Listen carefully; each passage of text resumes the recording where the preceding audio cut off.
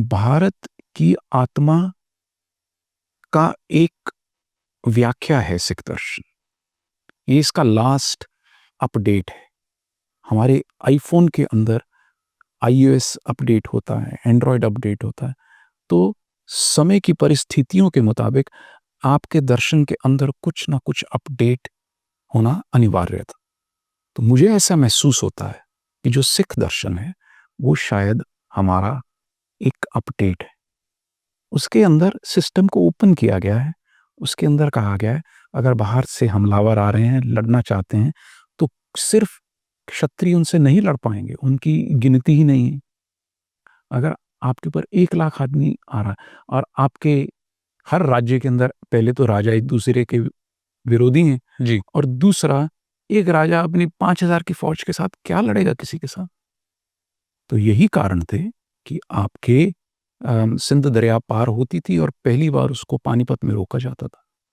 तो ये मैं समझता हूँ मेरा जो कुछ है ये आपका है और मैंने आप ही से लिया है। मैंने कबीर से ही सीखा है। ब्यूटीफुल। कबीर ही मेरे गुरु हैं, रामानंद ही मेरे गुरु हैं, कबीर ही मेरे गुरु हैं, त्रिलोचन ही मेरे गुरु हैं, अम, पीपा ही मेरे गुरु। कायो देवा कायो देवल कायो जंगम जाति, वो काया की बात कर रहे हैं। इसी काया के अंदर सब कुछ मौजूद है। और अगर आप इस एक बात को जोड़ेंगे तो ये बात हमारे सबसे पुरातन दर्शन से जुड़ती है, तंत्र विज्ञान से।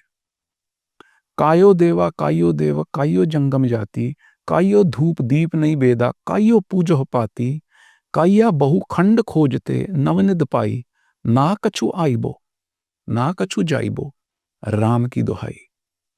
जो ब्रह्मंड सोई पिंड, जो खोजा सो पावा, पीपा प्रणवा परम तत्व है, सतगुरु हो लखा। अब आप देख लीजिए, अब ये सिख शब्द है। इसके अंदर तंत्र भी आता है, वेदांत भी आता है, भक्ति भी आती है।